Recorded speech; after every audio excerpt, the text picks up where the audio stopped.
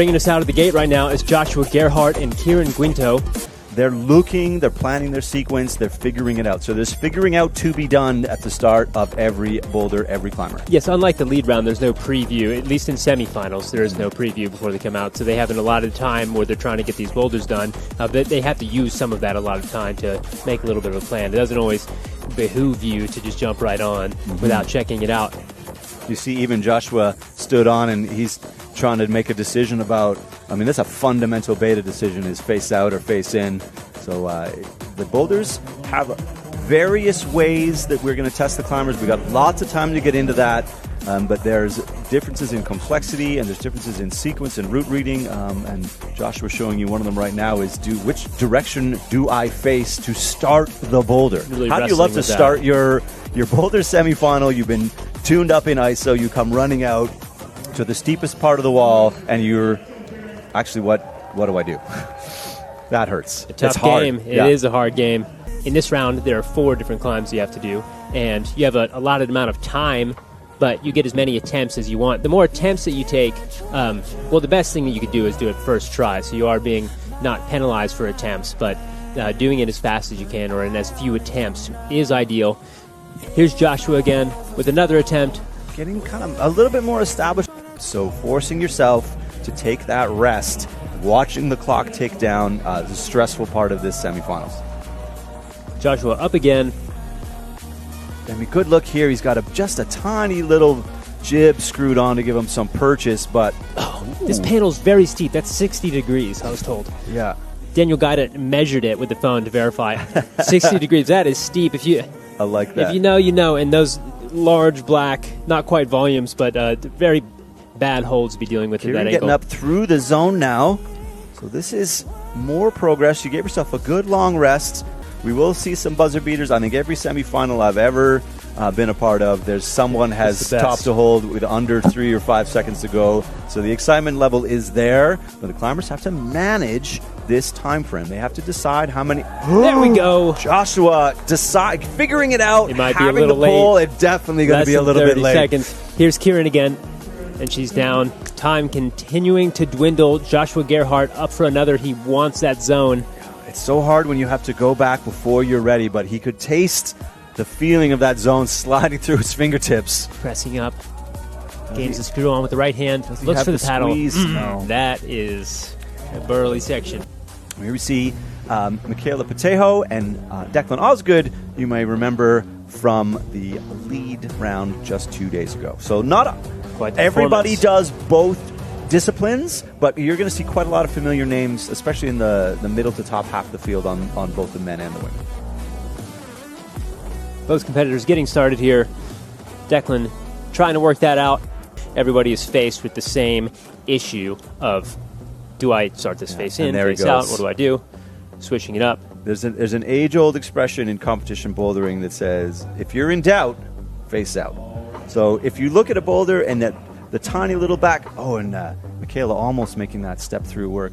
Let's find out. Yeah, let's find out. And the worst thing that happens is you kind of get into the reverse position, you're looking at the crowd, someone shakes their head at you, and you come back after and you're like, hey, how'd you do boulder 1? And everybody says, oh, you face out. You'll be horrified. Not fun. Yeah, it's worth, but he's gonna test them both. Doesn't love it. Here's a good look at what the women have to deal with. We'll do our best to kind of work you through them. We've said volume a couple times now. The really large geometric shapes, like the one that Declan's standing on, the one Michaela is standing on, we call those volumes. So when we say volumes, that's what we're referring to, the blue volume, the black volume, as we see her figure it out and get up into the zone. Good work from Michaela. Left toe hook, looks for the left hand, looking good. Oh, makes it short. As we go on, so by the 4th, 5th climber, we're going to have climbers on every one of these boulders, all 4 of them. So we will keep you in tune with the action. Whoa, Declan here. What is that? Unconventional methods with a high right foot. Yep. Looks. You see how there's green tape, and then for the ladies there, it's blue tape. Every stripe of tape needs to have a limb touching it. So 4 pieces of tape, 4 limbs have to be spread out between however those holds are. And that's his decision. Here you see he's got both feet on and the hands in the more conventional start position. But that's something to pay attention to, is they will start the boulders in slightly different ways depending on their morphology, their strengths, and how they like to move through the boulders. It's not clearly designated how you should do it. It's a small one, but a choice to make on how you start. You see Declan walking away with almost a minute left on the clock, and that's a strategic decision. All right, back to the action, and we're going to welcome Olivia Ogier and Caden Abshir to Boulder 1, and we bring back Kieran and Joshua to Boulder number 2. Then you come back onto the field to try boulder number 2. You take your next 5-minute rest, and you go through that cycle until you've attempted all 4 boulders, climb to the top, hopefully, of all of them if you can. Unlikely. It's quite hard to do that. It is very hard. And then you wind up with your score, your round is complete, you get seated, and hopefully make your way into finals. So that is a condensed breakdown of what's happening here. And here, as we see Olivia pulling up into the zone, we're going to say the word zone a lot. And the zone is a hold decided on by the route setters to essentially be a really good stake wheel. Let's just see if Olivia manages to unlock this on her first try, her flash burn. Wants the top left hand. Oh, can't quite hold the sort of opening swing there. Really good work from her. But the zone is there, all of the boulders. So the goal is to get to the top. If you don't get to the top, the goal is to get as many zones as you can. So if I get 1 top and 2 zones, and Al gets 1 top and 3 zones, I would finish ahead of me. Finding the zone is huge. Finding the zone is really big. Put you into finals. I can win you the competition just based on a single attempt to zone. Yeah, we're going to see climbers come out of this round are going to get into finals with maybe 2 tops and 4 zones. You don't expect 6 climbers to top 4 boulders in either of the men or the women's side of the field. A couple of them will top all 4, but the boulders are hard, very hard, for a reason. As we see Kieran just sort of trying to establish that really gnarly women's second boulder as Joshua gets pretzeled out. Getting into that corner. This feels like he's trying to do it in a more static way than designed, which is going to make climbers get a little bit pressy and bendier. The route setters want you to maybe be springier. You see in the corner of our screen, Olivia getting back up into the zone established. Maybe didn't rest as long as I would have if I'd fallen off the top, but I am not in her shoes, in as the hot it were. seat. Once again, moment of truth for Olivia Ogier. Looking for the top, goes left hand. You see her trying to wiggle her heel up in there? Maybe a smear, maybe just need to be taller. So many ways to top a boulder. We're not really going to know until it starts to get done. Full world of our imaginations. It did happen, but we did talk about the sequences. We got a good look. We can tell you where there's little screw-on holds and where there isn't. So when it looks like someone's managing to, we're going to let the climbers show you, but we're going to try and give you some insider tips as much as we can along the way. Yeah, 1 minute left. Everybody back on. You see Kieran kind of hesitantly trying to get to that blue side pull. That's a full commitment move here. Yeah, those volume runs, you really have to throw your whole center of mass. If your hands are leading in front of your center of mass, then you don't really... it's moving your body. It's like it's so easy to be hands forward in climbing instead, and especially in this competition setting format, you really have to be throwing your body weight around so that you can get the right angle on these holds that are completely worthless unless you're on the right side. Another great save from Olivia. Speaking of the right angle, looking for the top again, complete side pull, goes right hand. Changes her beta. That was something. Yeah, that could be it. I like that. Next out on the floor is Alexandra Inglaterra and Palmer Larson. A couple of humorous Instagram posts from what is, in bouldering terms, the old guard of Ray Hansen, Charlie Barron, and Ben Hanna. Here we have Michaela looking at that run across. Oh, back around Palmer. So we're going to jump around. This is what happens. This is semifinals. We're going to get as much of the action to you as possible. Some quick cuts. We're going to have lots of cuts. We're going to get tops in replays. So just you strap in, basically, and enjoy the climbing. You're going to see 20 of the best boulderers in the country. Because we have 4 boulders in the round, fundamentally different from lead climbing, where it's one route that might kind of meander in style. Here, the setters are going to test 3 or 4 different movement styles, and they don't get progressively harder. They're all about the same difficulty. It just depends what you're good at. So the slab climb, some people are going to crush it. Some people are going to stomp on the steep boulder and fall off the slab. Some people can't do the coordination. So the rootsers are like, how well-rounded are you? Not just how strong and fit are you. Or how good on... They hit you from every angle because, once again, we're trying to qualify competitors for our national team. You make the national team, you wind up in the world scene, you're climbing on the hardest competitive boulders in the world where there's going to be... They're just absolutely ruthless. So you need to be effectively the world's best at everything. Mm-hmm. So that's what we're trying to prepare our competitors for, and that's what we are putting them to the test on today. Getting a heel, a little bit taller, Alexandra, so able to make that not look so far as Olivia did.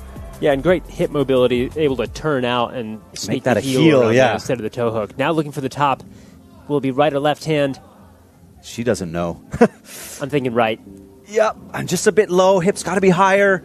You don't want to be reaching so much. Anytime you see climbers at maximum extension and kind of dropped in their shoulders. To be able to get all your body weight up onto the right heel, but it doesn't look good. Easy to do that. You'd like to, but you've got so much body weight pinned down on that straight left leg. So we will continue to see how that unfolds. And there might even be a smear on the volume. Like the root setters like to put footholds in places where you don't necessarily make that the right decision. Like, oh, there's a foothold over here.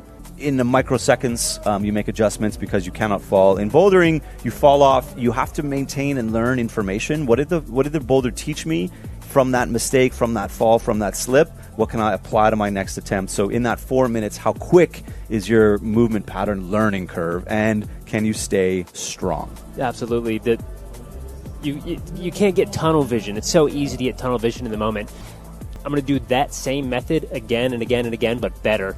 And it could be wrong the whole time. Mm-hmm. So that maintaining that creative openness throughout the round, which is only 5 minutes, insane amount of time. Yeah, and then not to tough game. Yeah, and then not to overdo. Try a different thing, try a different thing, because you might pass over the right thing that you didn't execute with enough force or enough power or perfection. Because you wrote it off too quickly. Yeah, so, fine lines here. My goodness. And you were talking yesterday about sort of the decision fatigue and risk fatigue, and that gets highlighted in a bouldering semifinal. So now we got Alexandra back up for what will probably be her last attempt, as we see Palmer just unable to make the sloper. Oh, can't make that foot swap after the sort of the excitement from try one, a little bit of adrenaline from coming out of ISO, and then that powers down, and it can be really, really hard to maintain that. The fatigue, it starts to build really fast. Sometimes even your second attempt, you're powered down so much more than you'd like to. Here's Palmer Larson looking to find his way through. Kind of gets half of it. Paloma Slovic and Cosmo Rothfork are out, which puts Olivia and Caden on Boulder 2. Kieran and Joshua have moved on to Boulder 3. So Boulders 3 and 4 are in the right half of this gym. Here at Sport Rock, back in the sort of the other bouldering area, there's two bouldering areas here, one where the athletes are warming up. We're basically just right beside us. It's through the wall to our left here. And then here was, I think, the squash courts, maybe? Here's Cosmo on the right side. Back to Caden Abshir here on the right side, white T-shirt. On the left, Olivia Ogier. Caden, the opening of this, we saw Declan not ever get across to even get close to the first yellow pinch. So we know that one's going to be hard, as we have Kieran working through this transition from steep to less steep. And I'm curious to see how this move plays out. Kieran, we have a plan. Looks for the zone. Finds a little sneaky toe. And now dynamic. Yes. Yeah, there's options there. A bit of a paddle there. You got to move dynamic, move your hands fast. Make sure your center of mass is sort of on the right side of the hold that allows you to move through and wind up on that more positive, larger red hold. So we'll go back to that. Paloma now getting up into this. Working the feet really well there. Top position, looking maybe. Squeezing through, looks for the right heel, decides against it, switching it up. Yeah, here's the smear. I was saying sort of stand on the volume instead of the chip. But look at my hips can't do I think that. She's looking for the left hand here. Either. Yeah, she sort of turned in, turned out, and that indecision. And then hope that you can react, adapt, move on. It's finals and semifinals. I mean, obviously qualifiers as well. We just don't watch them as much. It's all the same thing, is that when you condense your decision-making and execution into a 4 or 5 minute window, it really kind of hyper-focuses you, and you're left with, how smart am I? Am I too smart? Am I not smart enough? Less than, am I strong enough? You know right away if you're strong enough to do a boulder. Almost right away. Like, I definitely can't do this boulder, but I'm going to maybe get the zone. Right. But wondering if you're doing it right can weigh on you over the course of your time on the floor. I think in best case scenario, your body knows how to do the boulder more than your brain. In a perfect world, the brain is off a little bit. Your body is doing the things you've trained it to do through repetition, and then you're hit with that decision fatigue a lot less because you've been through so much training that you just...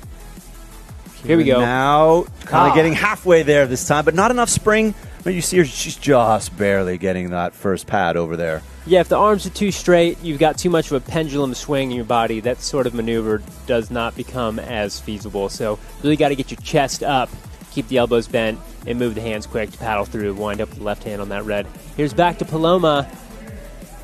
Fighting through some tough compression here. Yep, getting that. Every one of those bumps is taxing.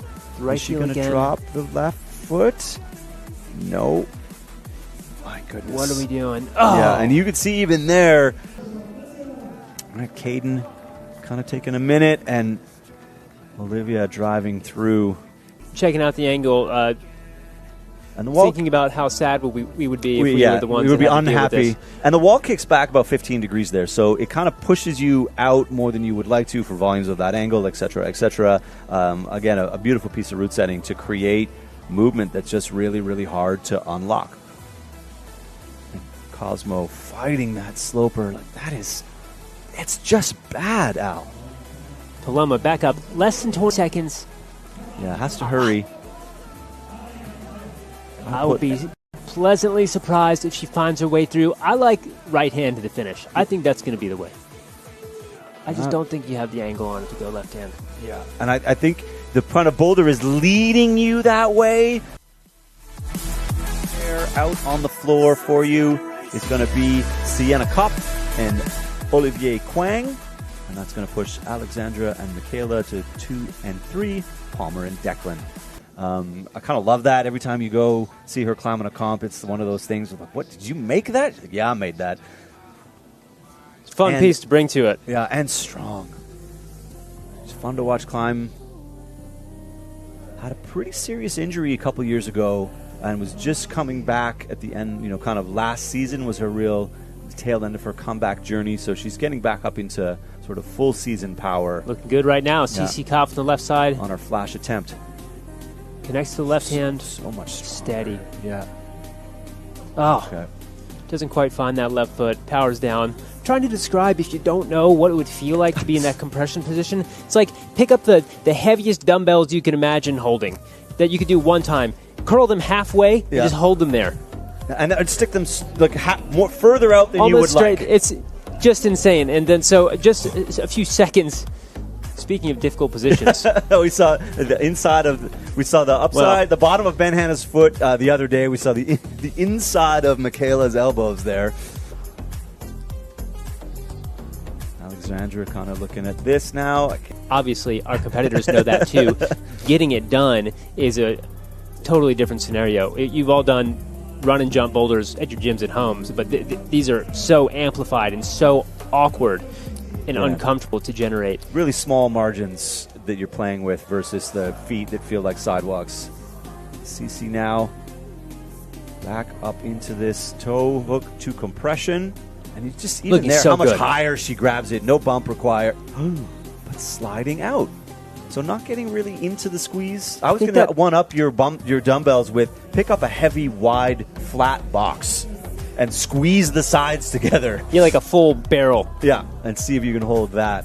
Oh, wow. my goodness. I love this. I don't know exactly how I don't we know got if she here. loves it, but that... I'm also curious to see how she managed to get into that situation. That's the classic... that's me. You're probably wondering how I got here. Ha! Yeah, excited to see that, and whether or not it's correct. Here we go. Palmer Larson on the right side. A little savvy getting through the beginning of this boulder. Looks for the zone. Goes dynamic with both hands. Yeah, just back to Declan Osgood on men's 3. Over halfway through his round. It happens fast. Now just a minute and 30 seconds. So there's some. Don't worry, we've got everything coming your way. There we go. Nice work from Oliver Kwong. Come on, Oliver. Here he is, fighting through. Passing the zone. Works his feet. Once again, 60-degree wall. Very steep. Really physical. Lunges right to the zone. Both hands. Oh! Almost full body boulder. He fell at the end. 15-minute timer down. Oh, at least. And I'm going to have a coffee. And he's got to finish it before the time runs out. That means he's got 10 seconds. 10 seconds. So he's got to be back on it. Yeah. So tough. Here we go. Michaela, this is where... my goodness, shoulder mobility is through. I can't even find the right word. Insane. Yeah, it's inside out. Method. So stressful. I kind of ruled out. We discussed this when we were checking out all the boulders. I'd say you have to do this backwards. Yeah. You can't do it. But I did not consider the backwards shoulder angle. I don't have that mobility, so it never even came up. Palmer Larson, the zone here, all zones are important. If he can get the zone before time, that's it. It's not going to be it. Palmer Larson, valiant attempts. There's a really good look at, if your shoulders can do that, shoulder extension, up here. Yeah. That. Julia De La Paz now, and Sergey Lakhno out on Boulder 1. Cosmo, Paloma, Olivia and Caden, and Kieran and Joshua are going to get their first look at Boulder number 4. The men's Boulder 4, a nice piece of work. The start alone is going to just steal attempts. One of the things that route setters have in their toolbox is, can we make a risky boulder or a low percentage boulder that's just going to make people try it maybe 6 or 7 times till they get it right off the hop? Really, to get off the ground. If your feet leave the ground, that's an attempt. That's an attempt. And it erodes your confidence a little bit, which is one of the things that the route setters are testing you, is can you maintain confidence through a round? Can you maintain good decision protocol? And if you're like, I fell on that boulder 33 times in 5 minutes, why am I here? As we see Julia De La Paz trying to make that right heel. The question remains, right hand or left hand? Looks to the left toe hook. Looks like left hand. Oh! Heel drops, the toe stays. That's going to be... And that's my method. My money is on... is sort of left hand toe hook. No way, right hand. We'll see. All right. $1 bet is on the table. I'll take it. Here's Joshua Gerhardt. $1 Canadian dollar out. Don't get excited. Oh, that's easy. That makes this... we can handle it. An affordable bet. It's a handless traverse. We're going to see all kinds of footwork through there. And the women are in a similar kind of really... The hold that her left hand is on, I shudder to use the word hold in a way that would make you think it's positively grabbable. Bump? It's there. Bump. Press, maybe. Contour? Yeah. Change in angle. It's not a hold that you can just grab and swing around on. It's very careful climbing. Back to much Caden like Edger. Feet are so bad here. Ow. I mean, bad. Yeah, it's hard to describe them, but you've seen the worst smears you can imagine at your home gym. Just make them a little bit worse than that, put them on a worse angle, and that's what our climbers have to deal with. Action on all sides right now. 4 climbers on the screen. Sergey Lakhno in the red tank top, front and center. Julia De La Paz on the left side, fighting through to gain the left hand. Once again, looking for the top. Oh, and just the bump throws the foot up on the right. We have Olivia coming off on Boulder 3. That's semifinals. Some fast talking, lots of cuts. Lots of people climbing and falling at the same time. Back to it. Joshua Gerhardt, Boulder 4, handless traverse. Making an adjustment here for sure. This is going to be hard to exit from, but might be harder to maintain. We're not going to find out. Into the zone. There we go. Cosmo Rothborg gets the zone. And if he can keep it together, I was sort of thinking the top of this boulder was, can you just maintain? But he's maybe making me question I don't think the difficulty of the top of that. You're trying to get yourself into that corner, but it's an overhanging corner, so it's not over. Not over at all. It never. And foolish to think that they give you a position where it can really be over. They don't. On that, I was like, once you get up to that volume, you're pretty much going to... Just imagining that it was you in that position, it'll be so good. Mm-hmm. Once I'm here, breathing, I'm calm. done. Yeah. On my Olivia best Ogier, version. face out. This is more as designed, and then sort of pivoting into this position, which is agreeably easier to maintain, and that just looks overall a little bit more efficient. She had a really promising attempt just a moment ago. Yeah. Hoping that you can find your way through. If you can really find enough spring to get through this paddle and wind up in an organized position with your left hand on that red. Yeah. So far left, Julia on the right side. Oh, looks for the toe hook. Goes back to the heel. It's a bad toe hook. That left hand, it's sloping. It's not as positive as you want. That is a flat. It's gross. So it's like the Texas two-step, right? The Texas two-step is it's going to lead you astray. You could see her. Oh, here's Joshua. Good stuff, Joshua. Tips out under the no-hand traverse. Doing a great job managing the feet. Very uncomfortable position to be in. Cannot rush. Oh, I can't believe he saved Wild save. The Those crowd are responds. Hard to save. You start to tip out. There's nothing much to get you back in. It's core and squeeze in the hamstrings. 17 seconds. This is a boulder. Time He to has focus. to rush, but cannot rush. Look at that grit on his face. Going Come on. Gets with the right palm hand press. Saves it. Looking for the top. No! That was very, very close. What would have been a great way to finish the round. Establishing the zone, making that save, and then just maybe having to nose the clock. You can hear the beeps. The beeps haunt you in the last 5 seconds. Maybe rush the match and the stem, the smear, all the things. That's not a boulder where you want to be moving anything other than in complete control. But really good stuff at the end of his round from Joshua, as we see Declan working over it. For it. A bit too cavalier, just too far away. Got to move those kinds of boulders. If you've never done a boulder like that, if your gym's got a good slab, I would hunt them out. They're really good for teaching you. Teaching you balance and footwork, Michaela, with that foot pop and save. It might seem like frustrating climbing, and it is, but it teaches you a lot about movement. Highly recommend it. Sienna Perez up here in the business of women's Boulder 1, trying to make the heel stick. And then here... Looks like she wants the right hand. The eyeballing indecision. it, staring at it hard, wheeling it closer. Fairly controlled. I mean, move to it slow, power down halfway through, but still. Al and I are going to oversell left and right hand It's attempts. become personal now. It's now personal. Looks like I didn't think. Notably, right hand. It's not going to be the difference. Declan much smoother this time, getting to that zone, and then even very there, nice. Getting the palm press. I mean, this should be just be careful. Got to find opposition where there isn't much. I predict the top. He was looking so good. Solid, managing it.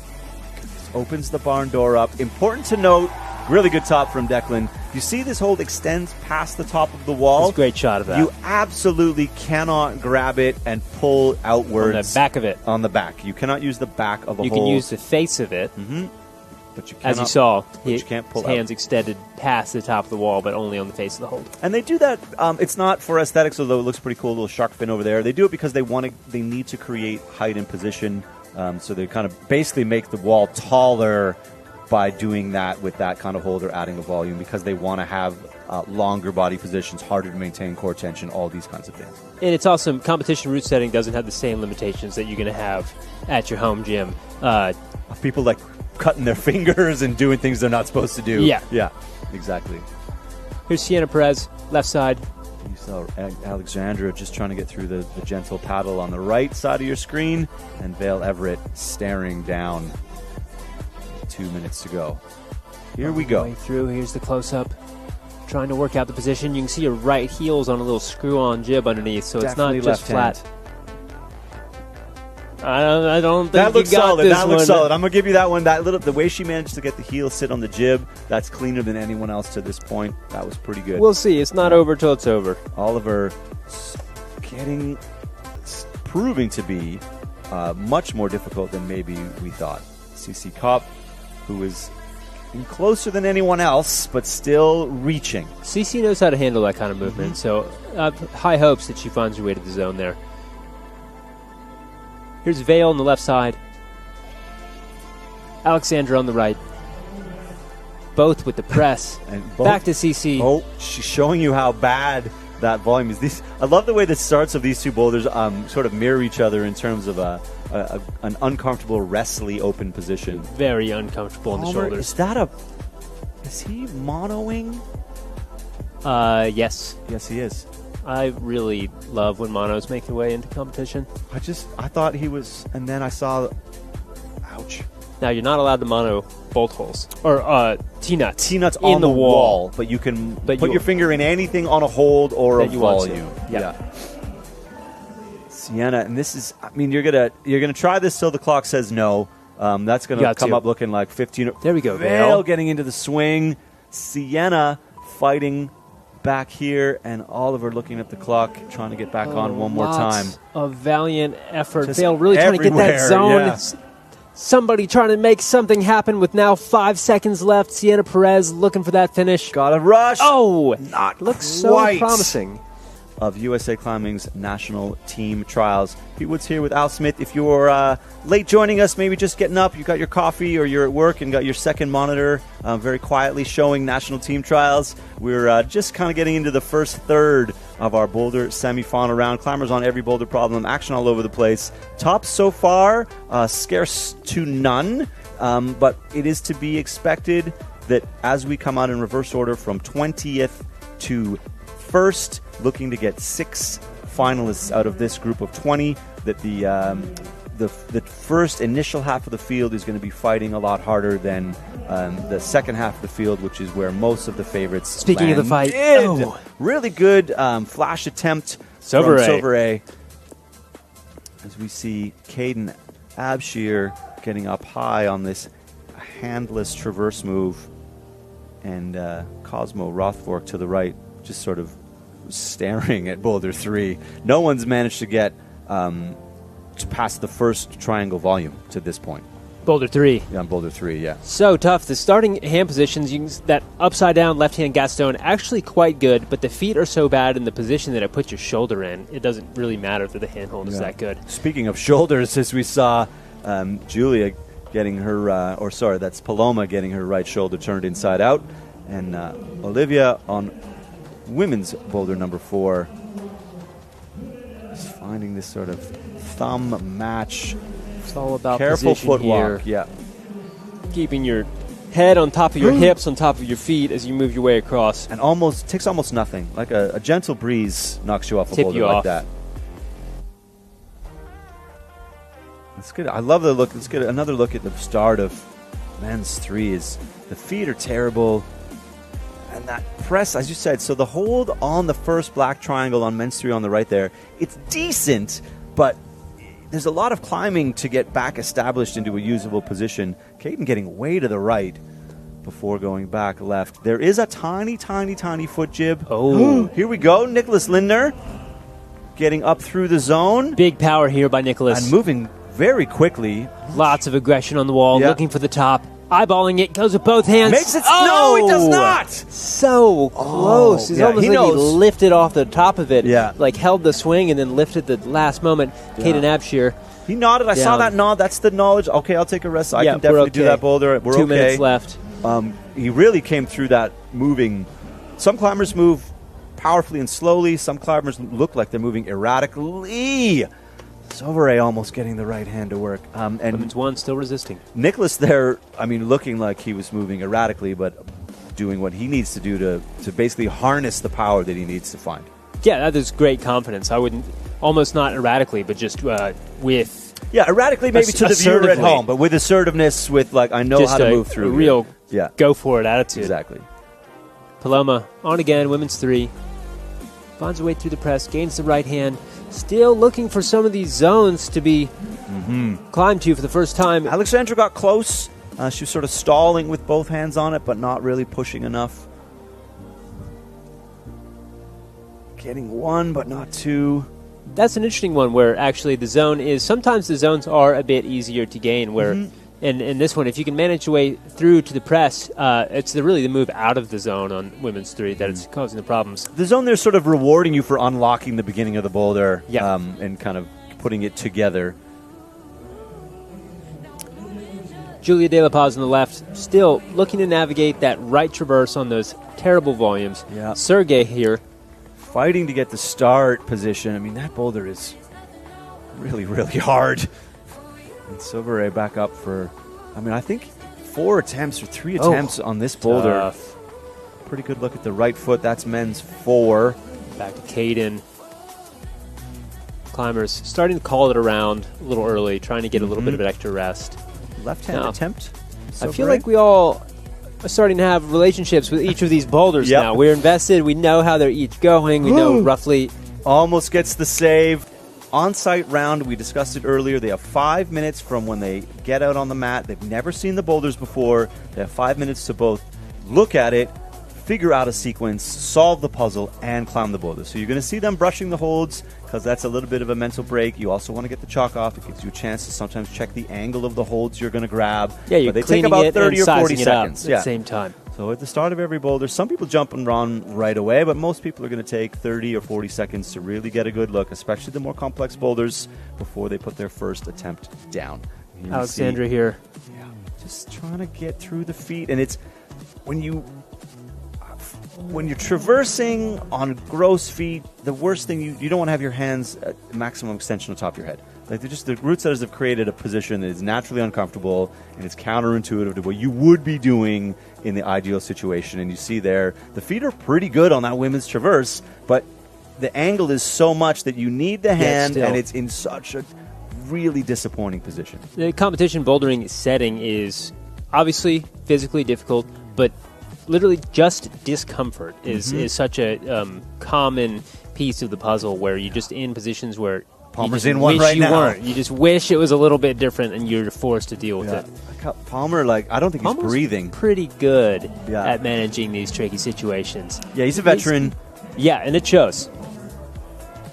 Great focus from Palmer. Gains the zone, working the feet. Just even managing. You see, he had to matching feet to move his right foot about an inch. Backing it up a little bit. Right. This is the margins that we're working with, and trying to decide.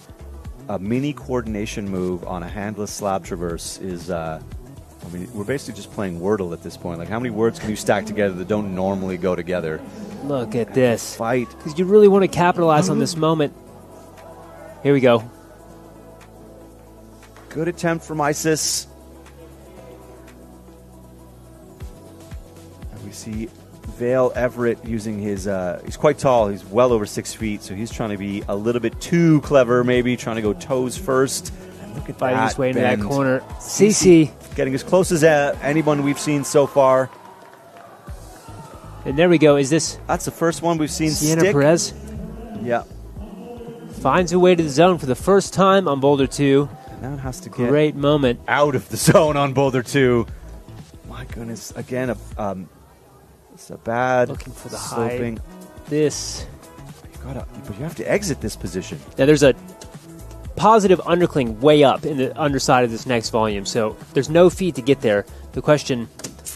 Yeah, I think the toe is maybe making her feel good in the moment, but really going to be really hard to actually keep. Yeah, I don't think it's going to be it. I think you'd wind up with the feet down low in the volume, jumping and pressing your way up into the high right-hand undercling, which hopefully we will see in time. Palmer back to it again.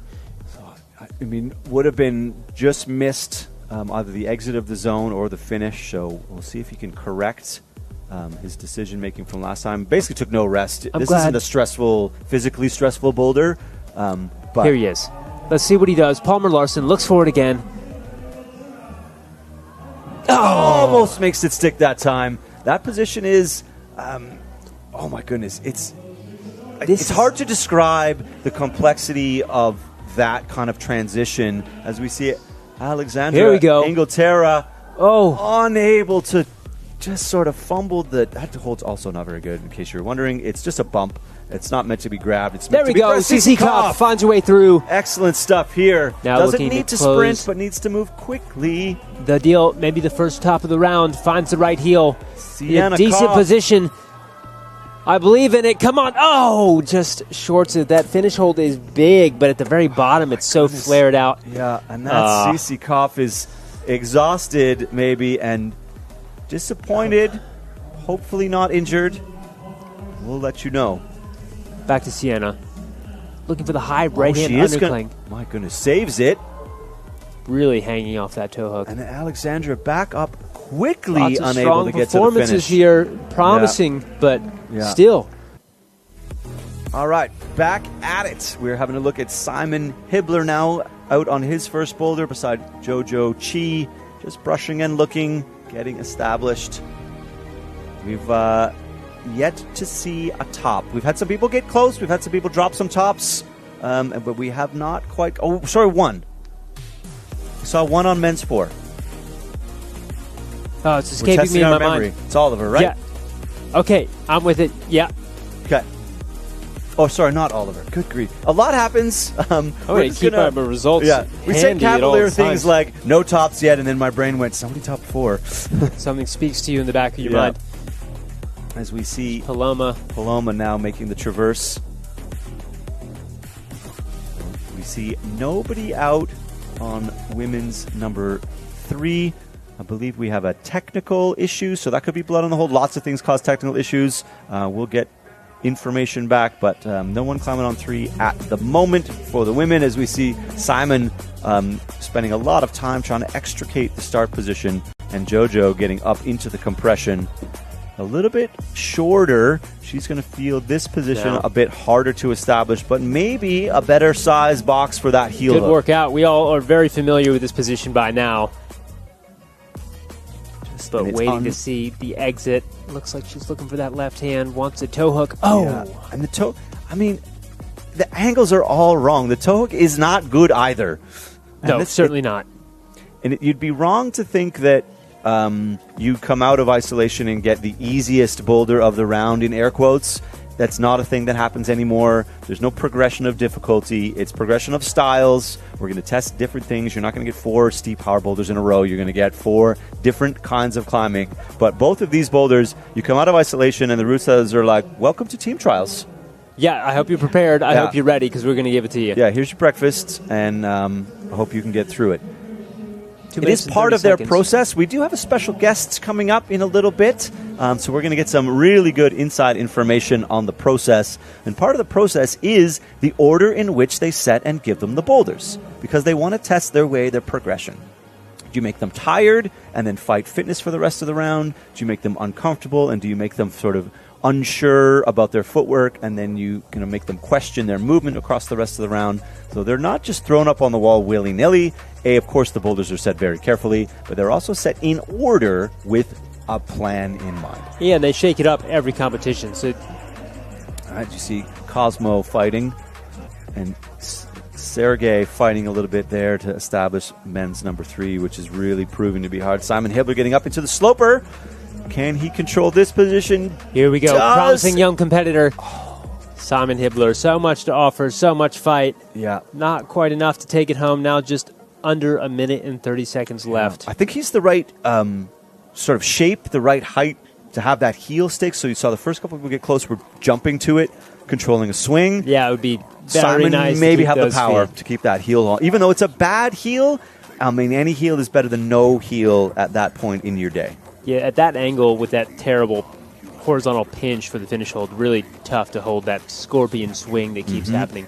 Here's Cosmo on the left side, Sergey on the right.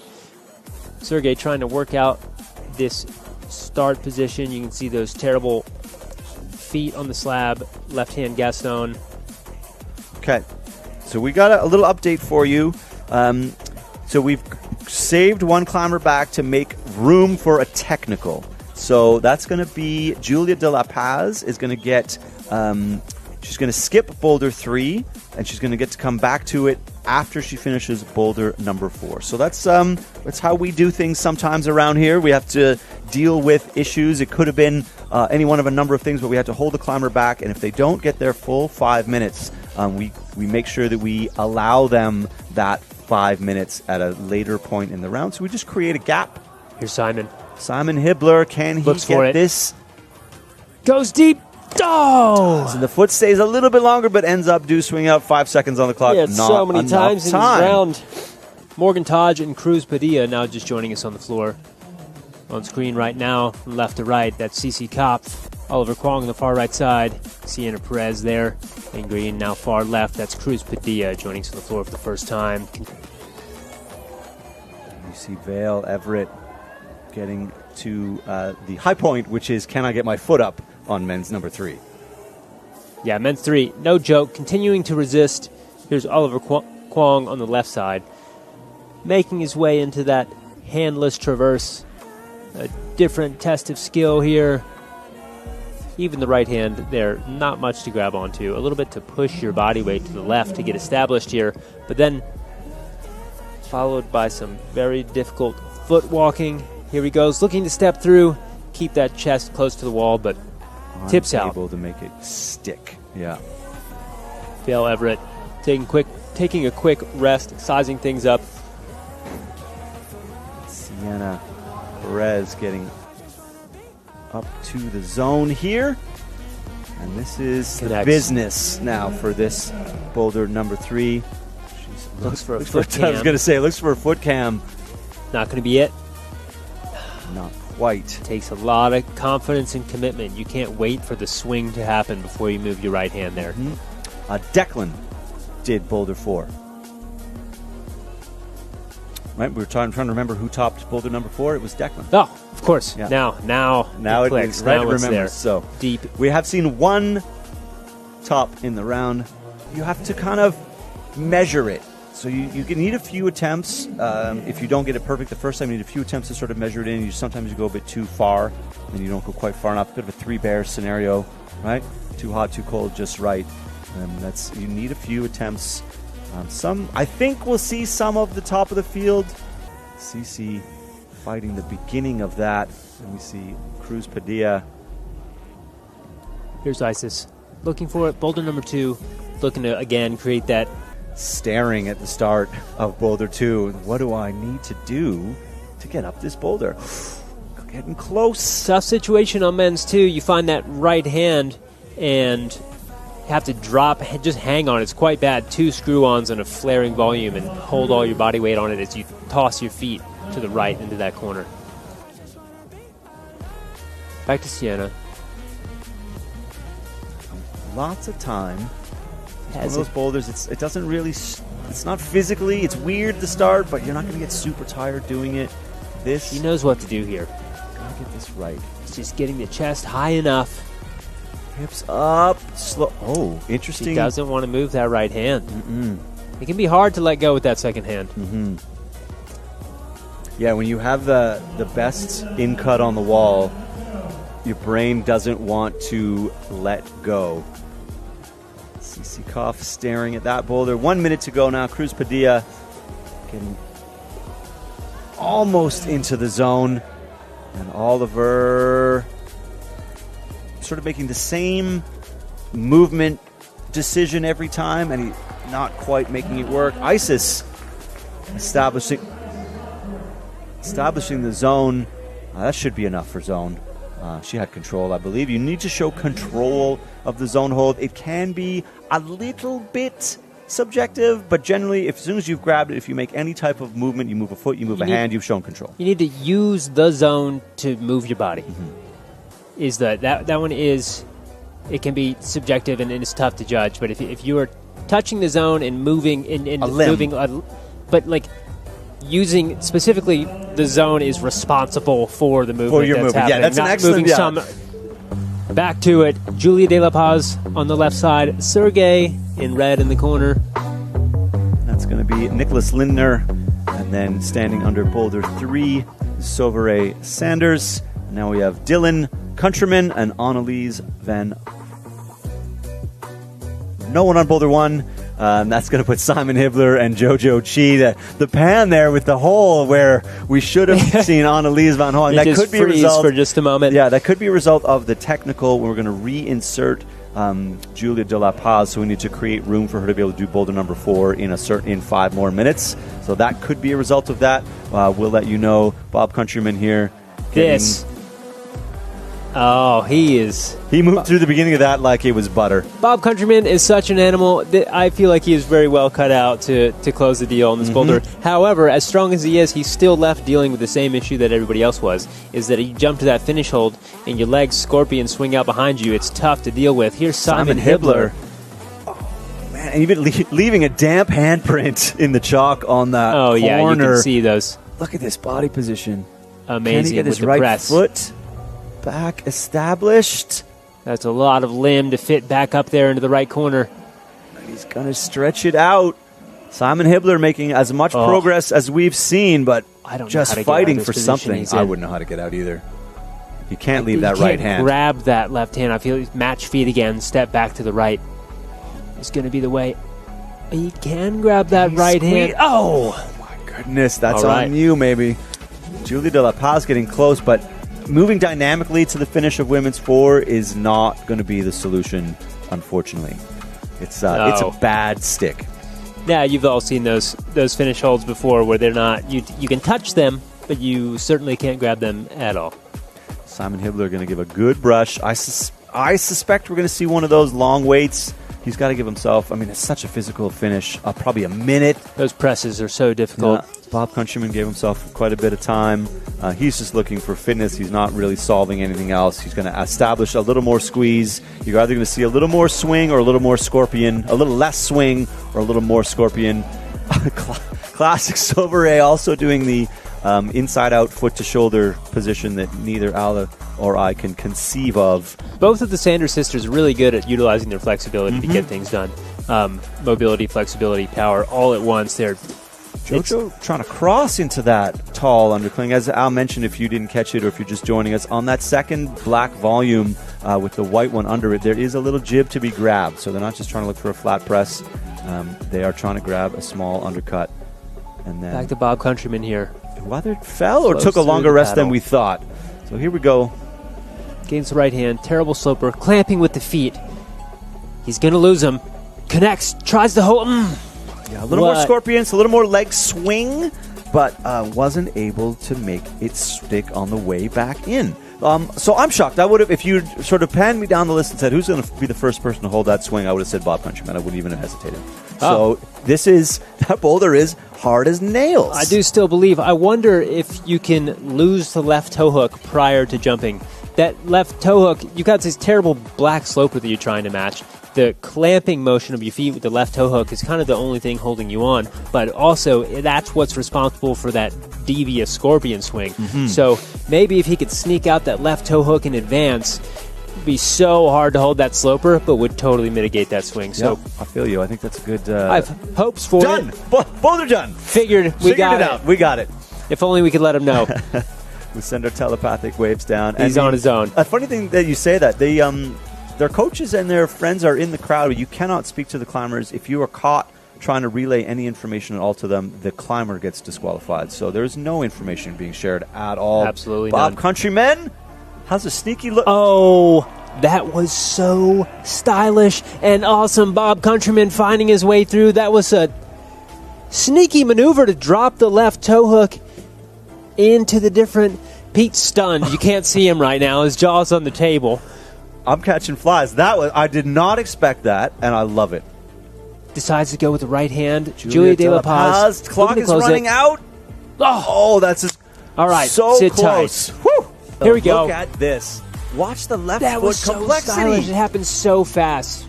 With his feet into a one-handed catch and the sag and then the recovery. If that's the way to do it, Cool. It's Cool wild. setting. Some people will jump to it if they saw that, and I kind of think they must have. Very cool setting, beautifully unlocked by Bob Countryman. First top of Boulder number 1, second top of the round. So this is proving to be a fist fight for the men and the women semifinals. As expected, we're trying to cut a lot of deserving climbers out of finals. That's our job right now. And who do we have on Boulder number 1? Because it's not on Elise. Morgan? Bib number 20. Going right hand. That's Morgan Taj. Looks for it. Right Al hand. wins a $1 Canadian. Oh. Really excellent stuff. I would love to see that again just for my Boulder own 3, satisfaction. over and over, yeah. Sienna Perez. Boulder 4. Now, the position that she's in right now, very stable, not a problem. But she's got to get her feet walked up, and the zone right above her head, not totally grabbable. It's got a tiny little, almost like thumb undercling on it, tiny chip, and now stabilizes with the left toe hook, reaches, You just got to freeze the body in that position, find the perfect body position, which she does, and finds the top. Really good stuff. Another top. Sienna Perez taking home boulder number 4. Nice work. So as we were mentioning at the start of the show, the beginning of the round starts kind of slow, then it gets pretty chaotic, and then we're going to start seeing tops as we get to the middle third and the finish of the round. So we're going to start seeing tops, which gives us a little less chaos because when they top the boulder, they leave, but everyone else still has their 5 minutes. So now we've got nobody climbing boulder 1, nobody climbing boulder 3. So we only have 2 women and 4 dudes still climbing because the men's boulders are proving as hard as the women's. Quite stout. Men's 3 on the right, still resisting. So difficult there. I mean, it's wild that no one has established the second triangular volume. I wonder if they're missing something. I don't know. Maybe you take the left-hand Gaston maybe and flip it. Yep. All the way. Someone tried to do that a long way back. They tried to do it dynamically and couldn't get it to turn over. Still a we saw tall Palmer's mono. Yeah. We saw all kinds. We see Nathan Sato getting jumpy, holds the paddle, and without finding his way to the left-hand zone. So compression not required. Really good pinch scrent and control, chalking up like a route climber, which is always a little bit humorous. Which he absolutely is. Here he is, as predicted, locking into that bicycle position with the feet, looks for the finish hold.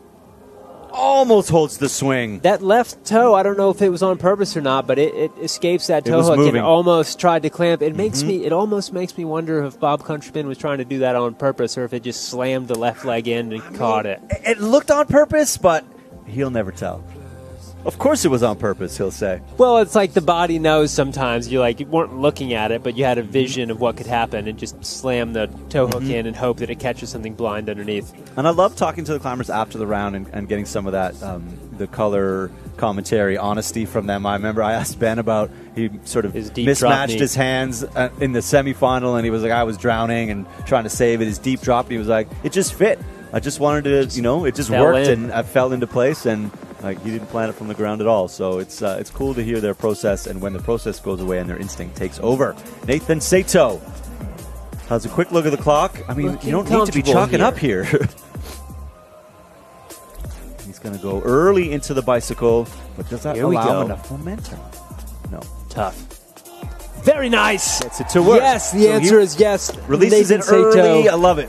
Love it, Nathan Sato. Front and center. Quick replay. Morgan Taj connects right hand to the top. Makes me very happy that I predicted the beta accurately for one time in my career. For one time. Sienna Perez with the top as well. Really nice. Really nice. We are excited to let you know that we are joined in the booth for a little bit. Ross Fulkerson now joining us on the floor, and Quinn Mason. You can see Ross brushing. Exciting to be present and sitting here with you guys. You guys do a great job all the time. And we appreciate that, and we appreciate what you've built for us here. The round has, as we see now, that's Annalise Van Hong, and then look at that, Dylan fighting on Boulder 2. The tops have proven expensive, and the zones have proven expensive to this point. Is this what you thought when you set the round, knowing the field that you had in front of you? Yeah, absolutely. We were definitely trying to present them with a very difficult semifinal round. Our goal here is to select athletes that are going to go represent the U.S. at the World Cups. Try to give them a little bit of a taste of what they might see in the seasons to come. Mm-hmm. And then I'm just going to, people at home, I think, wonder where the level starts to shift. If you're going to compare your semifinals here to maybe a World Cup semifinal, do you put it kind of in the same window, in the same room, in the same house? Level of the athletes that are here and what they might see at the next level. Yeah, and they're getting, whether they like it or not, they're getting a taste of what they might see at the next level. Absolutely, absolutely. You see Annalise, this one has proven to be just tricky body positions. The feet are not great through there. Definitely, we were mentioning earlier that if one of your goals is to test different styles of climbing and sort of different mental and physical states across a round? Yeah. We definitely leaned into more risky positions. So I think a lot of the athletes are used to standing on the sidewalk or, having the platform to jump off of.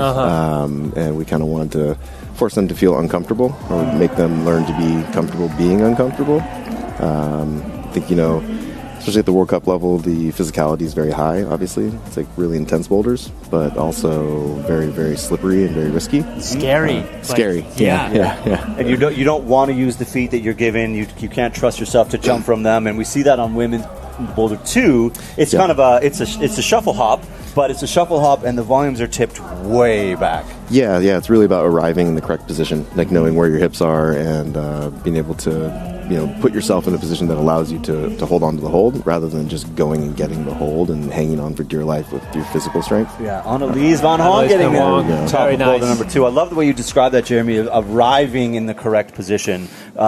It's something we talked about on the lead round. We've talked a bit about, can we make the hold smaller, worse, and farther away? Absolutely. Even the athletes are so strong and they're just all really incredible rock climbers. One of the big tests that we're asking them is, are you a smart rock climber as well? Yeah, I like that. Dylan Countryman here making the swing work, and the top of this boulder, it looks gross. Are they even close to getting the sequence right here? Yeah, help us out here. Yeah, I mean they're getting there. They need to get matched up in here, and kind of need to get your right hand like ham-hocked on the top of that volume there. Okay.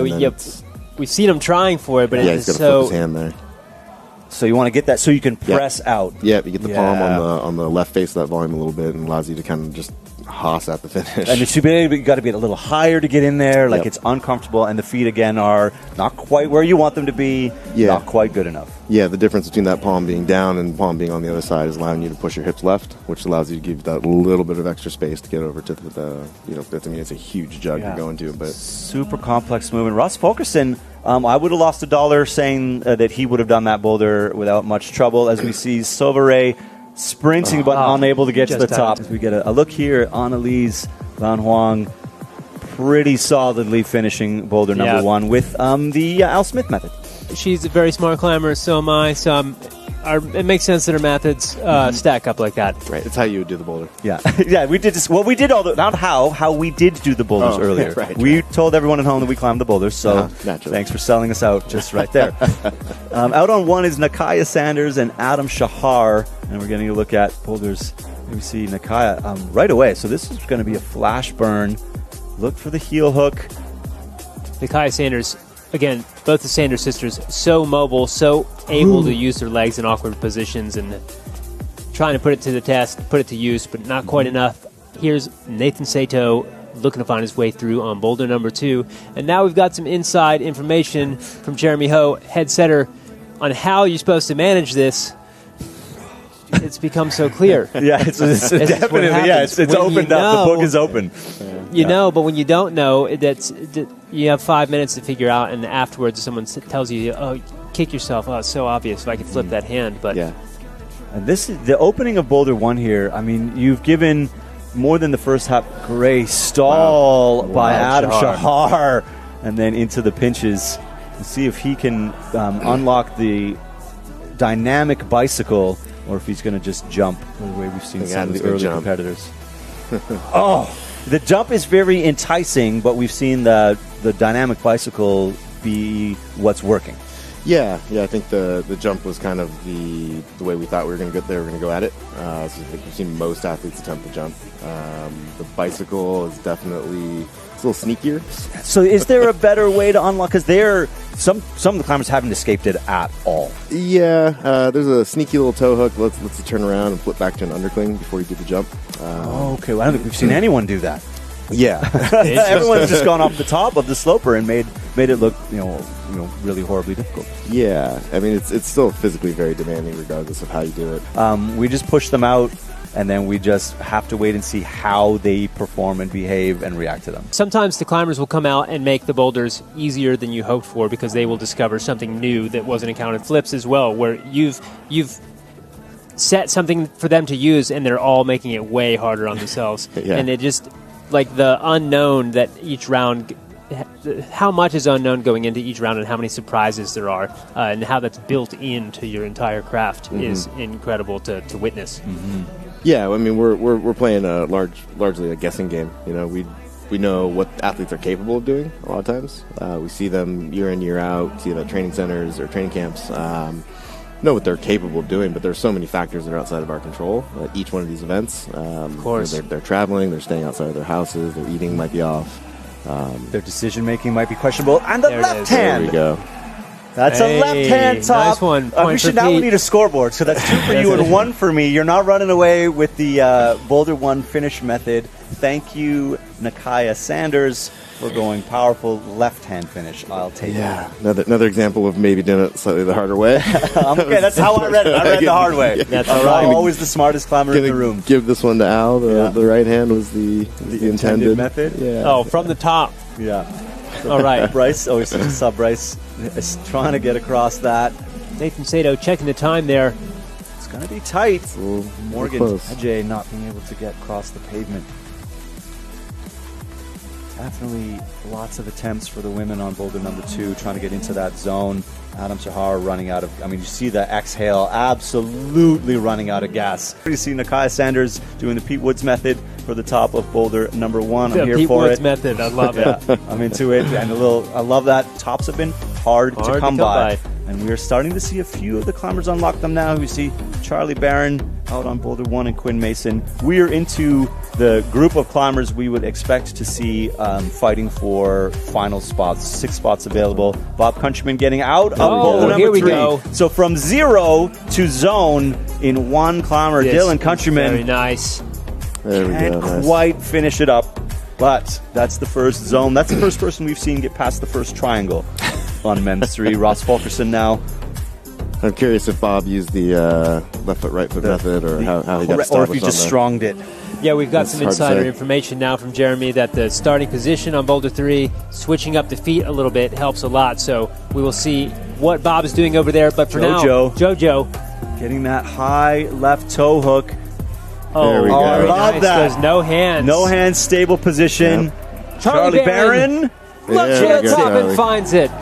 gets a half a toe and then manages is to the get method. Yeah, That's manages the to get- way.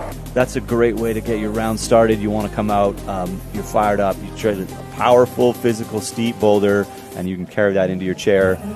Gets a few extra minutes rest. That's your reward for flashing boulders. Is you get the rest of your clock time plus your 5 minutes. So he's going to Huge. love that The 8 extra minutes. time is so That was big. a boulder built for Charlie. Yeah. Not that we were playing. Now that you built for Charlie, the expression being that you would That's know right, once right you in his built it. wheelhouse. That he's good at that kind of He's good at thing. that kind of thing. Simon Hibbler now getting into the handless traverse. Love this boulder, Jeremy. Really love this movement pattern here.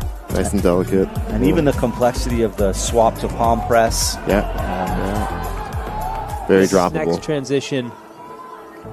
Is so careful. The left foot is just not where you want it. Yeah. Bob There he is. Countryman getting. It is a really bad finish hold. Yes, it is. It's sort of a flat undercling. I hesitate to use the word undercling because it's just a flat upside down hold. Simon Hibbler is chut, going as we to call it. just see if Looking Simon good. can get this. Looks like a stable position He there. does is. get it. Simon Hibbler. Really good stuff. A rare top of boulder number 4. What did you say you call that finish hold on 3? Chut. So Bob's got time to get back up there again. Ross, you see in the middle of your screen, struggling to get out of the start position. And Quinn Mason, so far, not getting up to the top of Boulder 1. And Annalise, trying to maybe match the side pull there. Back to Quinn It's Mason. the- Finds definitely the the deep right easiest way. heel. She's got her eyes up. The decision making here, left hand, right foot, left foot. There we go. Locked in. Nice. Yeah, it's really about finding those positions. You know, once if they find the right position with their body, the movements they're physically demanding, but they're much more doable. Yeah, you see that moment. Yeah, the subtleties are. Z-axis as well, in and out from the wall. You know, it's whether if you're buttoned up right up against it or your hips are out just a little bit can make a huge difference. Yeah, And you can absolutely. definitely be too far. But this is what they're dealing with, is that entire half dome There's of Bob with movement the right patterns. foot start. Yep. Yeah, Bob switched his feet up there. Makes all the difference for the start of boulder number 3. Yep. Now with less than 30 seconds on the clock. He's got the zone, which puts him ahead of his competition, but he wants that goes. top right now. It's a heel, and then it's gets the press. So this position, you're like, okay, it's over. The top is right here, but there's nothing to Let's see the top. grab. Blocked. This is it. Yep. Oh my goodness, Jeremy. So brutal. The finish What have position. you done? Maybe a little heel hook, some kind of Yep. squeeze. The and heel. the clock runs out. Yeah. So Dylan Countryman dropping 3 tops. That's going to hurt, but he's doing fine right now. A replay of Jojo JoJo. Chi goes no hands, both Love at once. that is a position that's quite stable. Yeah. Really well executed. Charlie Barron getting the sneaky toe grab. Smoothly matching Boulder 1. Super psyched. Yes. Love that energy. Lets He's the psyched crowd for the have round. it. Simon Hibbler. So now we're starting to see some tops, Al. We are, like we expected. Yeah, we're in the spot Things where we heating think up. people are going to be doing what they're needing to do to make punch their ticket. You might get 5 tops out of a semifinalist, but you're never really expecting 5 tops across a round. You're okay with people getting tested and getting out without topping all the boulders. Absolutely. Talking through what we're hoping for tops in this round, we were looking for low tops and zones. Large part of it is like being able to find where that line is. Right. If we overshoot it and a bunch of flashes or a ton of tops, then we don't really know where their limit is. It's much easier for us to know where that line is and come shy of it. We saw Helen Gillette and Ben Hanna stomp on. Look, a great look at the undercling on Boulder 3. Adam Shahar, can he get the foot out? Not quite. So Ben Hanna and Helen Gillette making quick work and enjoying their extra rest time. Here's Adam Shahar, Boulder 2. Oh, sorry, yeah. That was Nathan Sato, Boulder 3. Now Ken saves it. Great save. But can he find the flip with the right hand? Decent spot here. Yep. He's eyeballing that finish hold. See if he flips that hand, he can get his shoulders a little bit more left and drive over to it, but this could work for sure. He's maybe suckered by the right foot. Yeah, you can't stay there. There it goes. There we go. Come on. There we go. Does he have Adam this? Shahar Are we going to see? Look for the top. That direction of that. Finish holds. Yeah, traveling left on a left-facing side pull. Tough. Yeah, these are the kind of boulders where it's a good hold, but everything else is bad. Yeah. It's about the position. Again, getting that hand up there and allowing your left shoulder to open up. When you arrive at that hold, you're not parallel to the wall. You're perpendicular to the wall a little more, allowing you to kick that foot over. Get a little more squeeze in position. Nakai Sanders got close here and is sort of, I think Sauvray going low. Oh, man. This was exciting, if nothing else. Morgan Tajay here getting into the side pull. We saw somebody try to get a foot jam in there, climb it like a crack climb. Threw that out right away. We actually great idea, but not quite right. So Morgan now got to get into this, got to commit here. Yeah, it's a jug. Ooh. Trying to stall. We've seen a few of the women not fully commit to just travel all the way to the jug and trying to stall on the volume. Nakai Sanders getting up into the zone, but not, again, committing to get on to the zone. We've seen no one get out of here. Yeah, they all really want to commit to the comfortable position, which is the toe hook, with boxing on the wall, but it traps you. It's just sag underneath it and go get the hold. Yeah, that's an excellent expression, Jeremy. It's something we use as coaches is you can get trapped by a comfortable position that's great for where you are, but doesn't allow you to move forward. And the goal of bouldering is to get to the next hold, not stay where you are for 3 or 4 minutes. Yeah, it's great to feel solid. Go up is the goal. So Morgan getting right back on. We said we've seen the women try this boulder without a long rest because the start is weird but not pumpy. Yeah. So they're able to jump back on pretty quick. Ooh, excited for this. Both Adam weird Shahar. and pumpy. Let's see if he can do it. Can he make all the right decisions this time? Tired. It's going to run out of squeeze and press. The body language there is all tight. Shoulders just dropped out. It's a physical round for the boys. Cruz needs to. 10 seconds from this position is like a shockingly close to feasible, not enough time. But welcome back to semi-finals of the Boulder Round. Pete Woods here with Al Smith. We're joined in the booth by Chief Setter of the Boulder Round, Jeremy Ho. Thanks for hanging out with us and providing some super valuable insight and little tidbits of knowledge. We see Melina Costanza next out on Boulder number 1. And Ray Hansen, one of the geezers, one of the old guard. The old guard at 28 of their years old. mid to late 20s. Oh, how old is Ray? Semi-final round. 28. Yeah. I always think of Ray as like 22 years old. Yeah. Here's Melina. Still High good. hopes here. Attempt There number we 1. go. Gains the right hand. There's the match. Smoothly. No shock there, huh? Not just topping the boulder, but earning yourself an extra 4, nearly doubling her rest period, which can't overstate that enough, how much of a difference that makes for your body. Yes, so absolutely. Really puts her in a good position and an unsurprising position. coming into this boulder round. Charlie Barron there on 2, and Quentin Mason sizing up this shuffle hop. I'm starting to love this boulder because of how close it's keeping its secrets and how difficult it's been to unlock. It's fun to watch physical, like crimpy, swingy, can you get to the next hole boulders, and it's super fun to watch boulders that are right there and just require some subtle change in decision making. So you've given us that across the round. So I'm a big fan of route setting. I've been around the top quality route setters for my whole climbing career. Charlie with a great catch. Very nice. And this, to me, this is like some of the best route setting that I've seen has been this weekend. Oh, so thanks, man. hats off to Appreciate you it. guys. You do a really difficult job, and you're creating the scene for us and allowing the climbers to really put it all out. They might hate you in moments, but we love it. We love it all. I think they like it too. They're always asking for hard boulders, and they're always happy. They want to be tested. They do want to be tested. Yeah. We've had an amazing route setting team. It's not any one of us. The crew really put in a lot of hard work this week, and you've been setting all week basically. You set what's the order you set the boulders in?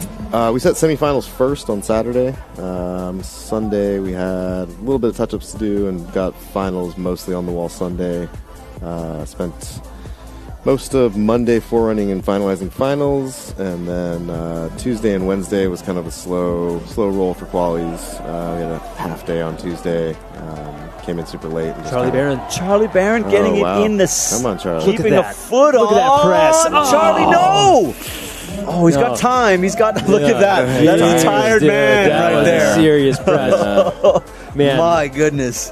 He's got 2 more boulders to go still. Yeah, dude. He worked for that. So it's a week-long process. Quite the schedule. You tweak and move, and then you're forerunning and climbing. How's your skin doing? It's not too bad. It's a little rosy. Yeah. A little tender, but let's see how things go after tweaking and forerunning finals this afternoon. Bob gets a left foot slip and saves it. That's the only save we've seen on that boulder. Bob with 2 tops. Countryman, yep. Came here to play. This is great performance here. He is. Yep. 2 tops might seem like not a lot of tops, but in the round we're having 2 tops at this point. Puts him in first place. Yeah, sits him at the top of the field with a handful to come, but he's going to feel good about 2 tops. He might not feel good in the moment about 2 tops, for sure. But he'll feel good looking back at the results. Feel good at first place. Yeah. Kind of the goal was 2 tops, 4 zones to move into finals. Okay. We might have overshot that a little bit. It might be 1 top might be getting you into finals at this point, but that's okay. Yeah. That's goal okay. is a hard round and test the athletes. Annalise here working through the inside out, and Ray not quite working out the jump into the pinches. We're always maybe the thought, the way you're watching, is that as the strong climbers come out, once we sort of started the landslide, they'll all do all the boulders. But it's style dependent, it's sort of strength dependent, it's decision dependent. And Ray, an excellent climber, but just not getting enough spring or position to get the pinches in a way that he can use them. And Charlie waiting a very long time. He needed to. Oh my goodness! Geez, and that was you see the shrug there. What do you want me to do? Effort on that initial burn. Hard to come back from that. Dropping tops is hard on your brain. He's like, man, do I get back on, or do I just save some energy for I get 2 more boulders? Yeah, 2 more boulders and you're scared thinking about what's to come. Yeah. It's like if I have to do that again. Annalise. Alina doing the Al Smith method. So that's 2 tops my way and 1 top your way. Dylan Countryman also getting a top here. You got his bad second math there. top of his round, putting him in first place. So 2 tops and a few zones is what you need. And as we were saying, tops are expensive, zones are expensive, and that's what they were looking for. So great to hear that from Jeremy, that the goal was to give the climbers a lot to think about, a lot to do, and really show them this is the level that you need to be climbing at to do what you think you need to be doing. You know what I like to hear is that the climbers like it. They don't want easy boulders. They want it to be tough and surprising and shocking and uncomfortable. And that's what they get. Yeah, Kylie Cullen just spinning out there. And Nakia Sanders spinning out of the paddle. Things are going to start happening kind of a little fast and furious right now. Right before it slows down, we are approaching the tail end of the round. Hugo Hoyer on boulder number 1. He's our last male climber joining the field. And Helen Gillette going. Jeremy did mention that actually going 2 hands to the blue was easier than 1 hand and trying to slam onto the zone. We've seen not too many people try that. You cannot be overstated. We're going to say how challenging, how difficult the boulders are. Ben Hanna is one of the more powerful climbers in the round, having trouble establishing the start of men's boulder number 2. Start positions are insane. After the round, I'll pull onto him or try to. It's most of the time I can't. Oh, here we go. Helen Gillette getting into the undercling with the toe hook. Amazing job by Helen Gillette. Next level mobility. Helen Gillette hunting the first top. This is big. Walks away left. Gets a little sneaky toe hook. That is nice. Wants the match. It's going to be hard to keep that toe hook. You need to... Oh my goodness. Helen Gillette maybe incredible. Getting too... You can't go too far left. Makes it work! Oh, so sweet by Helen Gillette, finding her way through. So much confidence, she didn't hesitate for a moment. That was so well executed. Wonderful technical climbing on a technical boulder. That was really good stuff. Kai Sanders, you see that the hand-on sort of thigh slap that everybody does is a combination of frustration, excitement, boost of energy. Kylie Cullen getting it done on boulder number 1. Getting a nod from the judge. Quick check. And over here, Nathan Sato. The left foot, right foot, right foot, left foot. Seems obvious maybe, especially in intermediate boulders in your gym, a commercial set. You rarely are being asked to swap your feet into weirdly uncomfortable positions to start boulders because it sets you up for the next move better, etc., etc. Here you're going to see it where you're like, well, obviously it's left foot, right foot, like not so much. Yeah, it's a tricky situation and how much of a difference it actually makes, not just a little bit better, but it can be the difference between possible and not possible.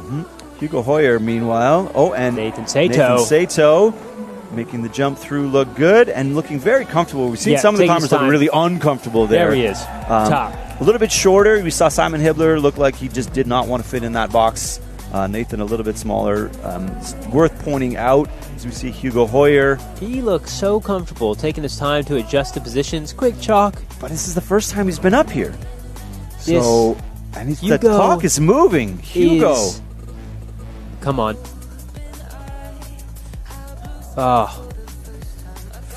Didn't work out. Didn't work out. It didn't work out. Now the time, it cost him the time. That's going to be the round for him. It happens. It's tough. It's one thing to be stable and confident in the position that you're in and then take some chalk, but sometimes you got to punch through, you know? Yeah. That's not the hold I would be resting on. You just kind of like run across while we're watching the semifinals of the Bouldering round. Nobody on men's one, so we had to move some slots to account for a technical challenge or technical earlier in the round. So we're going to have a couple of the women at the top of the field basically climbing on their own. The men are done with boulder number 1. They're moving through, and Adrian Akiko here is now embarking on her first try, flash attempt of boulder number 1. Over in the corner, Big Ross Fulkerson getting into the handless traverse, and Charlie Barron fighting on the potentially, I was going to say most difficult, but men's 2 is also super hard. Back to Adrian here. Attempt number 1. Hopefully she can find her way through. Flashes are going to be less valuable in a round this hard, but they definitely still want to flash boulders. Comfortable foot match for Adrian.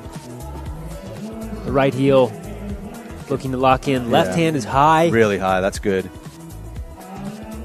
Right foot looking trying to get the peak around the corner. Oh, very close. Just a little shoulder sag there. You saw her trying to get a left foot smear, maybe trying to help push the hips over, but the heel hook is pretty insecure there. Annalise on the right, and Quinn just looking at boulder 3. This one, no tops here either. I would have thought, Al, this one would have been topped a few more times. Jeremy was saying the red hold is a bucket. Yeah, but you have to commit. Difficult here.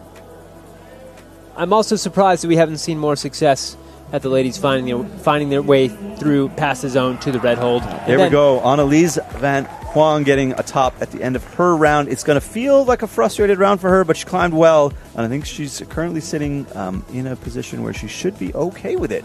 Ross getting the left foot over. This sort of extra push easier if you're taller. And then look, just gently, as Jeremy said, being comfortable in the uncomfortable. There we go. Nice and calm in the face. Drop your heels a little bit, but not too much. Trying to find room for that man. She's hogging it a little bit with the slide. My goodness, Al. Really well done by Ross. Nerves of steel. You don't quite get the tactile feedback that you want in that position. Great transition into the right-hand press. Yeah, the hop. He's got this. Yeah, just making sure he's Adjusting, little perch. There we go. Love it. Ross Fulkerson. Love it. If you're a hesitant slab climber or don't love it, look there at how far down Ross's heels were on the right side. That's your ticket into Adrian Akiko doing a Pete Woods method. Left hand. All right. Excellent stuff. So, yeah, the habit is to be toes high because you want to be up in your calves. You feel insecure, but you need to relax, drop your heels as far as Ross did in order to get that friction. It takes savvy and it takes calmness to allow yourself to sink onto your feet that much. It's difficult to commit to doing. To make yourself do it. It's just exposure. Just trying it out and proving the method over and over again. Charlie Barron. Looking good. Charlie Barron finding his way through to the zone. Oh! Only the second climber to get through that spot. The zone will be wildly valuable here. I don't think we're going to get a lot of zone. We haven't seen a lot of zones there. So Charlie can kind of buckle that back in. Here's Quinn Mason. Pushed into that sort of... I mean, this is the hybrid. The inside-out, outside-in version. She's doing the hybrid. Straight sideways. Yeah, exactly. Pressing your way through. Gains the right hand in the crack. Steps right. Now, this is the moment of truth. It is, and it's been... This sequence. It almost looked like she was trying to just arrest the position and not paddle through in her last attempt. Exactly. Like she almost could do it. And she tried to throw a toe up one time. Still trying that method. Yeah, that's it. You get sucked in. Could that method work? Who maybe, knows? Yeah, probably. Who knows? Can you do it in the next 20, 30 seconds? Definitely hard. There's that battle between what the boulder's asking of you and what you want to do, and when they don't align, and when you're trying to do something that the boulder's not showing you, that stubbornness, that optimism bias of I'm doing the right thing can really cost you. We're going to go over some quick preliminary results. We're looking at the scorecard right now just to tell you where we stand. Dylan Countryman, affectionately known as Bob, sitting in the first place position currently with 2 tops. 2 tops, 4 zones. Nathan Sato bringing it up in second place, also with 2 tops and 3 zones. Simon Hibbler doing well in the round with a top and 3 zones on down the line. We've got Charlie Barron, Ben Hanna, and Ross Fulkerson currently holding the top 6 positions. And Chloe Koskoy with a flash of boulder number 1. Now, it's a great point that we've got climbers looking to upset the score right now, so this is just where we sit at the moment, but we've got a lot of hungry competitors looking to come in and flip these results on their head. But that's it for the men. It's a tough round, not so many tops. Dylan Countryman sitting in first with only 2. And on the women's side, Annalise Van Huang also with only 2 tops and 2 zones.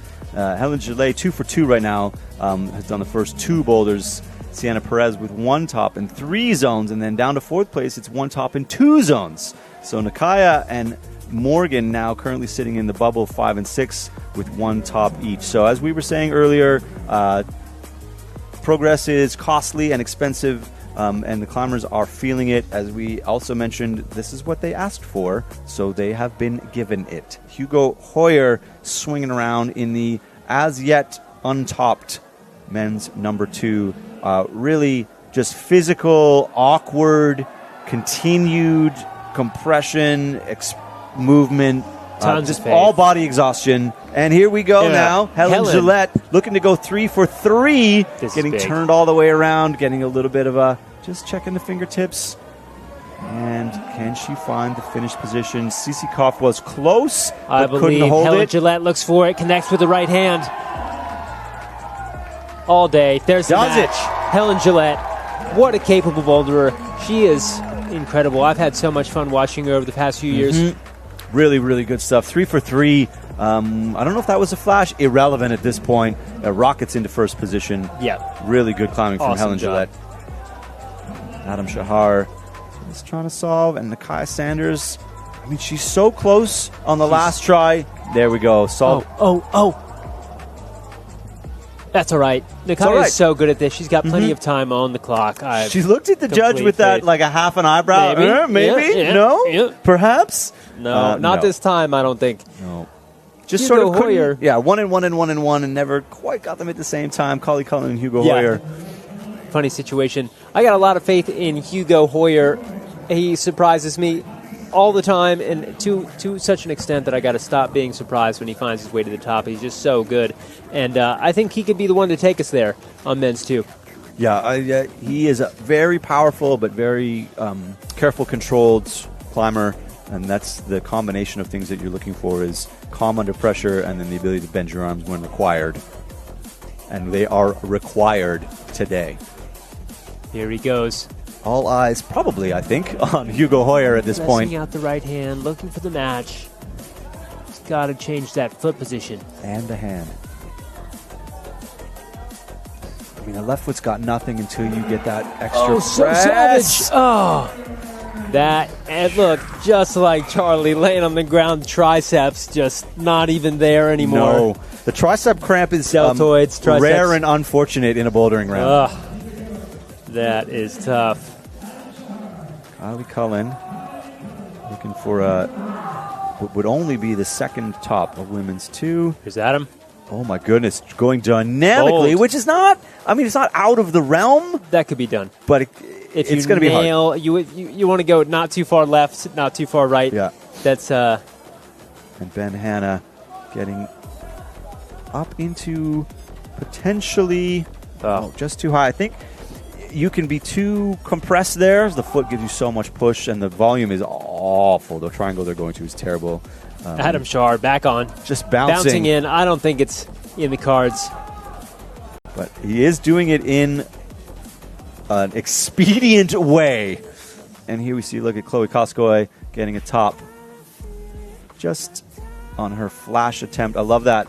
Even a high foot on the dual text. Yeah. Just to make sure the position stays. Helen Back to Gillette Helen. doing really well on this boulder. The first top of the round, making it look solid. Nakia Sanders, did she get back up? I'm going to vote yes. Here it is. There it is. There we Wonderful go. stuff. Yeah, so the amount of climbers on the wall going down, but the amount of tops going up, we do like to see it. That is action. Lots of replays to be had. Love those replays. Glad to have them. Here's Charlie Barron back up on the left side, finishing out his round, boulder number 4. Ray Hansen miming up boulder number 3.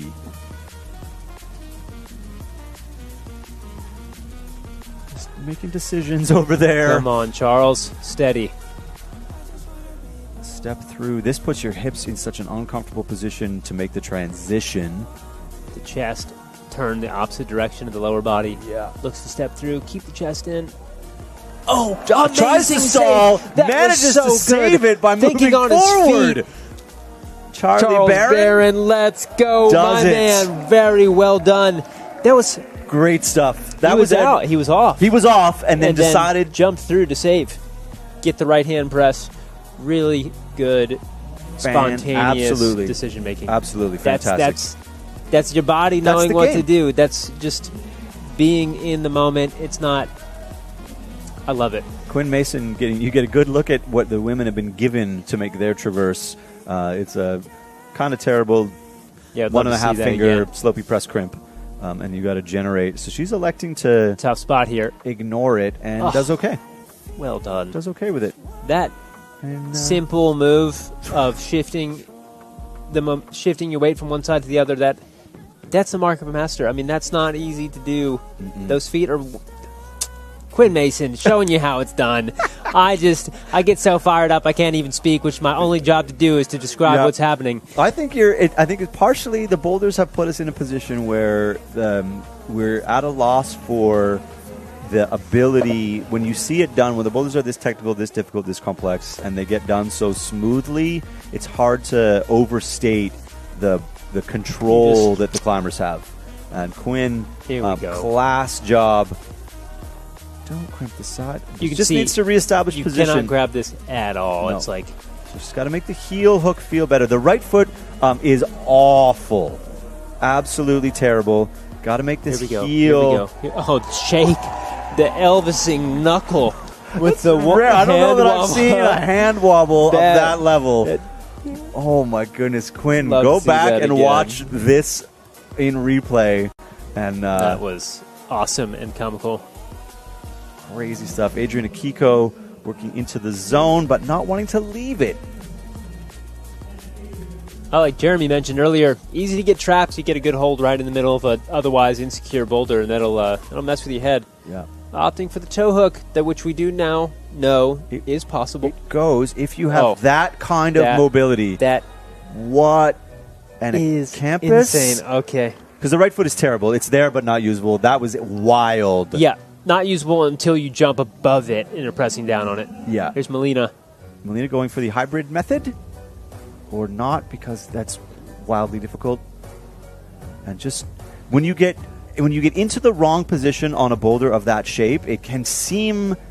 I don't think that she could have gotten out of that position, but... Ray Hansen looking at his hands. Poor hands, come on. Yep, does get the foot position into the correct spot. A zone here would be massive, Ray Flips Hansen. the left hand. Does get it. Get that hop. 7 seconds left. Ray. Oh, so close. Here's another quick replay of our tops. Charlie Barron finding his way through. Excellent save on that one. Super excited about Quick it. celebration. Here's Quinn Mason. Just that wobble. The knuckle wobble. Love to see it if we can. There it is. Wow. That That's wild. is a moment. That is wild. 3 men left, 5 women left in the semifinal round. Al, we have been treated to a clinic of route setting and then some real gritty, determined climbing to get the number of tops that we've gotten, which is not very many. Back to the live action. Helen Gillet looking to go 4 for 4. Love the spread from the delicate slabs, literal no hands walk across to the 60 degree overhanging power boulder. Yeah. Is what a round. And Helen Gillet. Great close up of that zone. You can see the underside. It's thummy. In cut. Thummy And then a little bit. immediately finding the position. Really nice. And I'm always going to say Settling Gillet right because to me, I'm Canadian. It's a French name. I've learned to accept it. I'm just going to let you run with it. Yeah. I'm good with it. Well, I'm just going to make Helen French-Canadian at every opportunity. And Ben Hanna now getting across this slab walk. This top would be huge. Taking his time. And you mean Adjusting the feet. yeah, farther, closer, just trying to find the executable position. Deep breath. Come on, Ben. Preparing for this risky move. You miss it, there's no recovering. You got to nail the position. Yes, needs to be a half a shade higher. I think we... I just heard in my ear someone in the production booth cheering for Ben. I love it. People have their fans. Hugo Hoyer sort of popping off men's 3 on the side of your screen. Ben has become a crowd favorite over the years. He was saying in lead, he's been like 9th. Like he's been just out of finals like a disappointing number of times. Many times. Yeah, so he's... the sort of emotional, mental component is having to show up again, psyched, ready, optimistic, believing in yourself when you've been pushed out of a semifinals or a finals round over and over again. Ben Hanna, veteran, showing up. He's got a lot to give, and so smooth on that transition. saving it. God, More that's a hard save. Yes, gets the amount of momentum right. Just slow it down here. Yeah, slow it. Take a breath. The position here, you kind of want to just grab the finish hold and get it done. It's flat. It's all about that right foot opposition. Yeah, hips in the right place. Get the lean right. He's got it. Tons of core squeeze. There we go. Oh my goodness. Yep.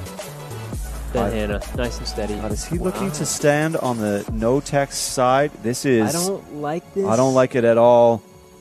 Okay. I like it now. Okay. I like it now. We're okay. It's fine. It's fine, Ben. This is... And finals is not tomorrow. No, it's today. tonight. Yeah, finals is in a little... Oh, So- Chloe Costco getting just maybe missing a shin smash there. Trying to get up and out of boulder number 2. Ben, my goodness, exhausted. Hugo in the right position there. Finds his way through the opening sequence.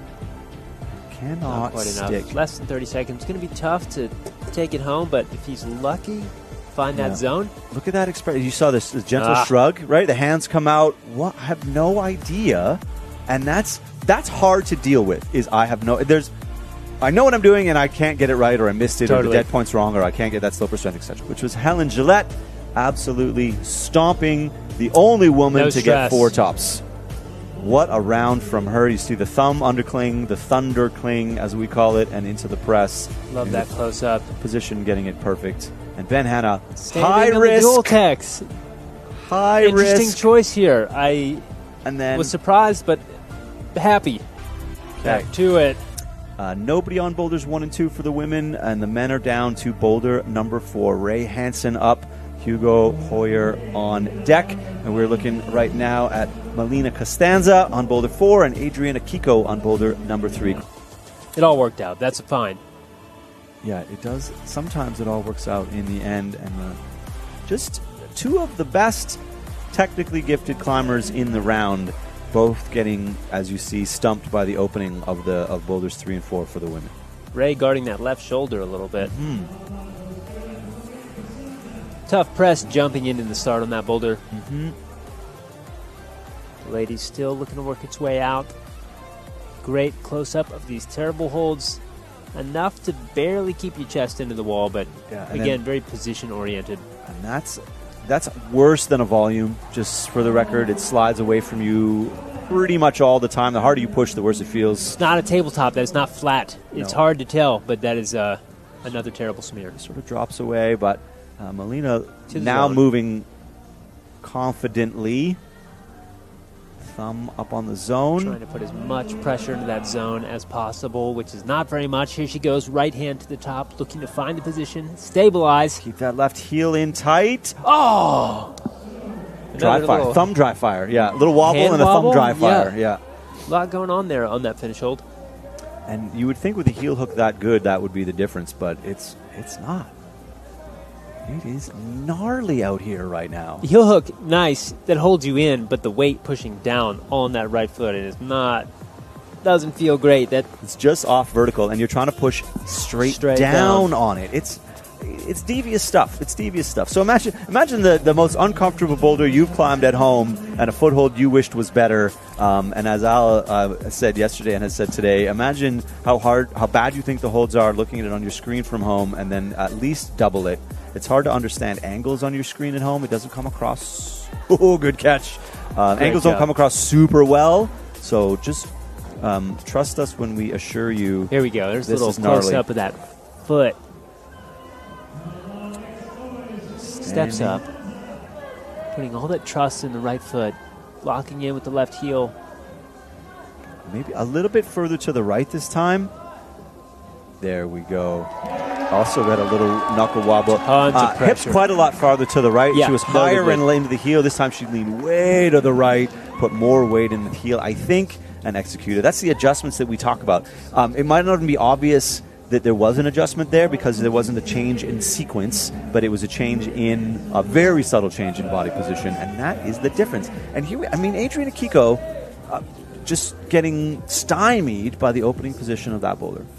Ray Hansen fighting his way over, unable to solve the traverse to this point. A minute to go is on this boulder. Unfortunately, not a lot. It climbs slowly. And is he trying Could to be enough. match? Ray is such a capable technical climber. Looking for the foot match. That's insane. Well done. That left hand mantle press really helping a lot to make that match happen. If you were purely no hands, that would be More insane. just I more don't think it insane. becomes less insane. I think it's more insane. Degrees of insanity here in Yeah. the semifinals round. Ray Hansen finding his way to the zone. Happy to see it. Now he's got eyes on that high left side pull, preparing himself for this maneuver. Not quite.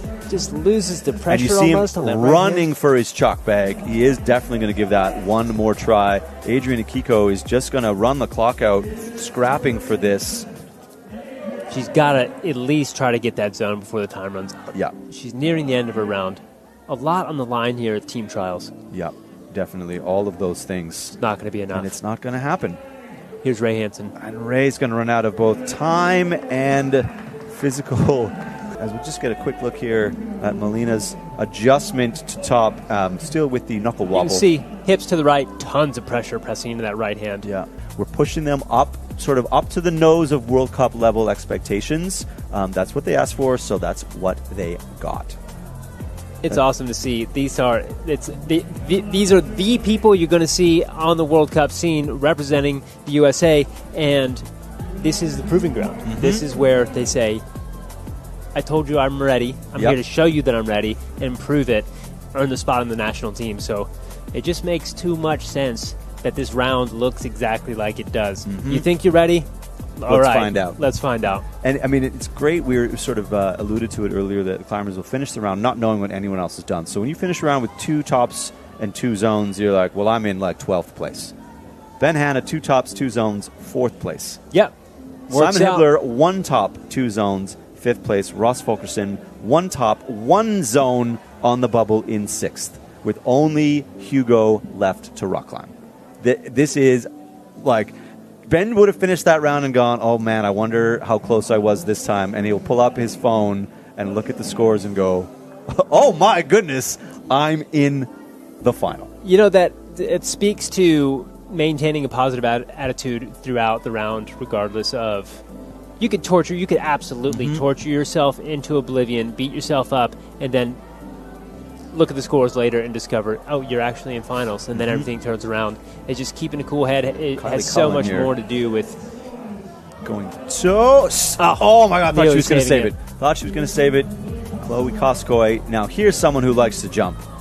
I got faith in Chloe Koskoy right now to find her way through. Yes. There it is. Faith, and I would have bet money and been happy about it. The way showing she did. Us. And a little a laugh to the crowd there, Love yes, the I got support. Did y'all see that? Yeah, you saw me do that, right? There we go. She goes up.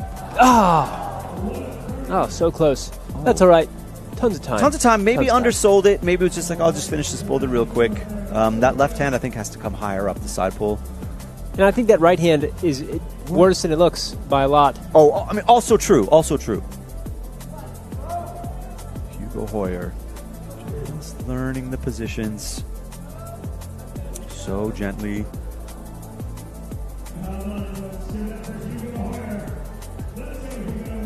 Last competitor for the men's round. Yep. Hugo Hoyer really trying to make it happen here.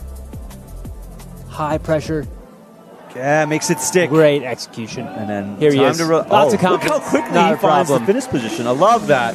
Hugo Hoyer will be happy with that. Just letting the body take over. Yeah. And similarly, as we were saying for the men, similarly for the women, outside of Helen Gillette, who crushed 4 boulders, right now 6th place is 1 top, 3 zones. So 2 tops will get you in. This is it's crazy stuff right now. Chloe Koskoy sitting on 1 top and 3 zones with 2 boulders to go in her round. Kylie Cullen, can she make the adjustment required to get up to the top of this boulder and adjust her position into a tenuous bubble spot? Switching it up. Always rooting for Kylie Cullen. She's shown us many times. Mm-hmm. She can handle things in a pinch. Here's Chloe Koskoy. In a pinch, as it were. Chloe, this is it. 40 seconds to go, and I don't want it up. I mean, I'm always worried when you stick a dynamic move and then you've done it, you undersell. Oh! I don't know if there's time. Boulder 3, it's not her last one. She's got to save a little bit for Boulder 4. A tough call. She knows a slab is coming up, though. She knows it's a slab because of where they are in the gym, right? They know that's where their boulder's going to be. Currently, Chloe, 7th place position. Oh, my goodness. Tough. And Kylie calls it. Able to get it out. So Chloe calls it after being one hand grazing the top. It's a quick recap of what happened. Hugo Hoyer making it connecting. Work. And then quick match. 1, 2. Speed with which he found the finish position. I love it. Look at the intensity on his face. Now Adrian Akiko getting into boulder number 4. 2 women left to go. Just Adrian and Chloe with final spots on the line. Yeah. Also a big thank you to our volunteers. We don't see. They're not as obvious in the bouldering ground because we don't have belayers out there, but all of the judges are volunteers. People out brushing holds, people running competitors back and forth to isolation, people managing check-ins, isolation, all of these things. So many moving parts to a high-level comp. You want the athletes to have it go smoothly for them, and you need a whole bunch of people to do it. So I highly recommend trying to go dynamic and not quite making it stick. And it's a huge part of our community. And you never know. You volunteer at an event, there is more volunteering opportunity that opens up over time, and there are fairly high-level positions to volunteer. You can move your way up the line in judging and take on more responsibility. There's a whole pathway for... wow, Adrian. Oh, my goodness. Just... love that shot. Yeah, that's now, great. Fully, no hands, tilting. So careful, really well executed by Adrian. You're afraid to breathe in those positions. I know. I'm afraid to breathe watching it. Exactly. I'm with you on that. I'm afraid to breathe sitting in the chair up here. Just making sure she gets... You can't really use this, so you want to get your positions right before you're pressing up into it. You're not pulling down, so you want to make sure you get your feet right, your hands up high. You're not making adjustments too much. We go. No! Oh, she rushed it! Everyone in the room is watching you, and sometimes it can force you out of a rest sooner. So you're like, they're just watching me stand here. You're like, I'm just going to get on. I'm just going to get on with it. Do it. Yeah. And, I've been in that position where I can't establish the start of a boulder when I've been near the end of a round, having come in like as a top qualifier and just want to crawl onto the mats and walk away. Oh, my gosh. The pressure's wild, and they're so young. And Adrian, again, very calmly working through the no-hands movement, staying composed. This is important.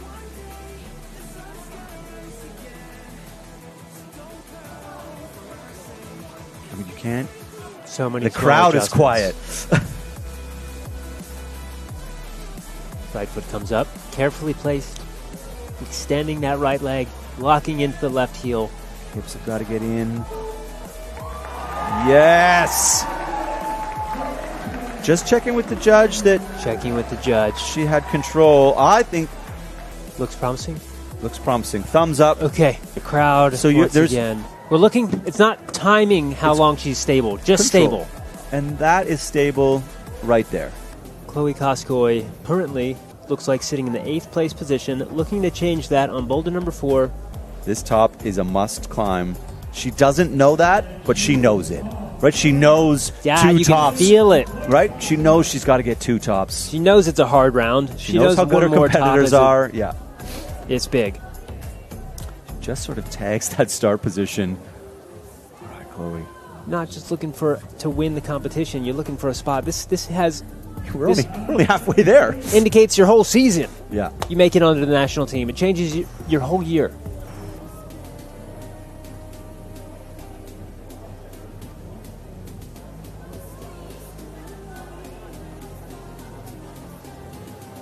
She doesn't like the opening move here.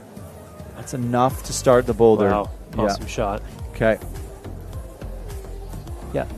Slightly unconventional starting positions there with the almost have to do an additional move to gain what's considered the starting position. And when no one's making noise. They're like, why aren't they excited? Like, we've seen this one. We're just waiting. What are you doing? Yeah, it can be really hard. Chloe's going to remain. Okay, that's okay. That's a start position. Looks promising. Yeah, this looks better. Shifting the weight, getting into the left-hand Gaston with all thumb. And don't go back to the start, Chloe. Move forward. Yeah. Oh. You come into the round, it's easy to stay chill, but as it starts to go a little bit poorly and you're watching that clock and it's that you can't help but have that heart rate and adrenaline elevate a little bit. Here she goes, looking to shift left again. Oh. I'd have to go back. I don't know how many people we've seen lock into that heel hook that she's got that might be twisting her open too far. She's sort of relying on that right heel hook instead of opening across the other way. So kind of shifting back across the hips. This heel hook feels good now. You see the little calf shake. So this heel feels good, but this makes that hold so bad. Easy now, Chloe. Easy now, Chloe. Oh, that is some exhausting power slab movement. And everywhere. The fact that she didn't let it go sooner is telling you she doesn't like the feet, right? She's not just going to pop out of there. You saw Adrian move like so carefully into the handless position. Oh, man, I don't know that this is enough time. It's not. Chloe Koskoy is going to run out of clock on boulder number 4. And so somebody somewhere said, I don't think that was a top. We kind of thought maybe she thought it was a maybe. The judge gave her the okay. She walked off. Appeal. Then there's an appeal. That happens. They look at it again, determine wasn't a top, but she still had time left on the clock. So here she is, putting that time to use. And we're going to see here. So you see, she doesn't have the heel. I was wondering. I was trying to remember. She goes no heel hook at all. Yeah. Hips are square really across solid on the whole feet way. there. And that's the difference between Chloe getting kind of drawn into that heel hook, Adrian and Kiko. It's so hard to come back after a technical, Al. So difficult. And she's needs to show composure here and has to have some grit and has to be, I love that, just blow the dust off of the foothold that's going to become the critical part of your movement pattern. But you know you can do it. That's the upside. You've done it once. You come out, you know your sequence. You're not questioning that anymore. You just have to execute it. Here it is. Right hand goes up, looks for the top, steady. And overholds the stable position. Yeah, gotta be it. Crowd absolutely loves it. That's what she's looking for. She can be happy with that. I am happy with that. I know that. That's exactly how you handle an appeal.